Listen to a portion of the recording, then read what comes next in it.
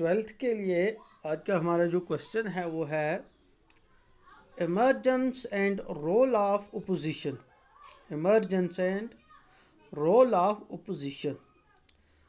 یہ ہم one party dominance ایرا کی بات کر رہے ہیں، یعنی آفٹر انڈیپینڈنس فرام 1947 اور 1950 ٹو 1977 کی بات ہو رہی ہے. After independence there was no national party beside Congress.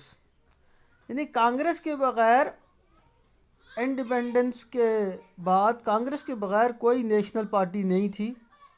The opposition parties had small representation in the legislature, but they play a crucial role in maintaining the democratic character of the system.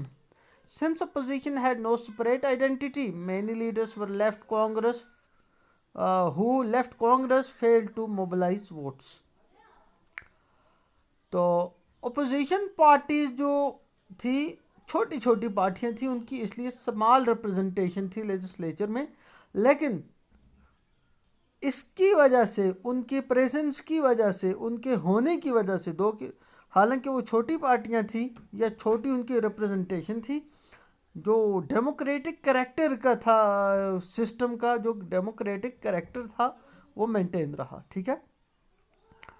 اچھا، جو leader Congress کو چھوڑ کر گئے تو وہ بھی کچھ زیادہ کامیاب نہیں ہو سکے کسی کوئی بڑی پارٹی بنانے میں. Before 1967 the opposition was weak and divided, while the Congress got 45 to 48% votes and 70 to 75% seats. No single opposition party got more than 10 to 12% votes or 5% seats. The political parties to be recognized after Congress were Communist Party of India, Bharatiya Jana Sangh in 1951 founded by Dr. Shyama Prasad Mukherjee, Swatantra Party 1959 بنائی گئی, idealizing capitalism وغیرہ. Certain regional parties also emerged but were not of much significance. ٹھیک ہے. In 1952 election there were two socialist parties, Socialist Party and Kisan Mazdoor Sabha. In 1960 and 70 these political parties played an important role.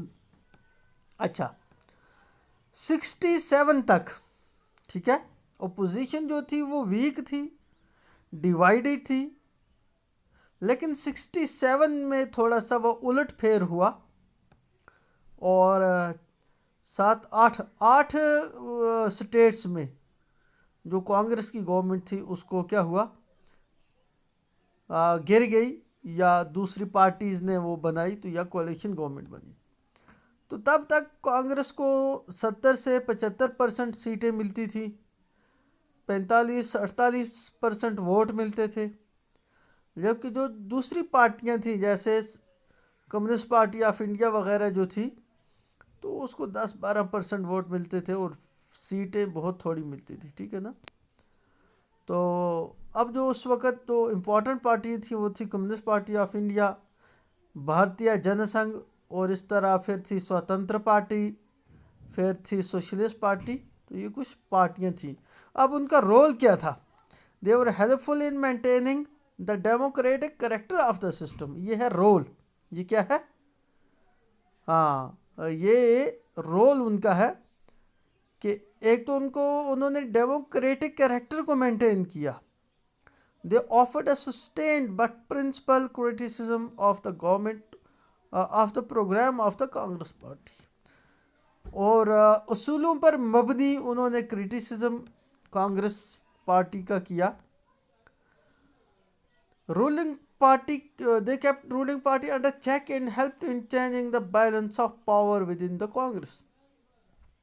اور انہوں نے کیا کیا، Congress party جو تھی ruling party تھی اس کو انڈر چیک رکھا. They help in grooming young leaders who played a crucial role in giving shape to the future of the country. اور بہت ہی امپورٹنٹ، گرومنگ ینگ لیڈرز، جو دوسرے لیڈر تھے ینگ لیڈر، ان کو انہوں نے گروم کیا، نشو نما کی انہوں نے، اور پھر وہ بہت بڑے لیڈر بنے اور پرائم منسٹر بنے، جیسے اٹل بہاری واجپئی اور اس طرح کے اور بھی بہت سارے لیڈر، ایل کے اڈوانی، اٹل بہاری واجپئی، اسی طرح جے پی نارائن اور باقی بھی کچھ اور leader. They kept a watchful eye on the government activities by criticizing it on the floor of House through press and public meeting. تو انہوں نے کیا ایک نظر رکھی، واچفل آئی تو گورنمنٹ ایکٹیویٹیز پر. انہوں نے ایک بہت ہی امپورٹنٹ اچھی اور نظر رکھی کہ بھائی گورنمنٹ کیا کر رہی ہے. اس کو کرٹیسائز کیا ہر جگہ پر، فلور پر بھی، یعنی لیجسلیچر میں بھی، ہاؤس میں بھی، پریس میں بھی، پبلک میٹنگس میں بھی، ہر جگہ سے گورنمنٹ کو انڈر چیک رکھا. تو دس از آل اباؤٹ جو ہم نے کیا emergence and role of opposition parties.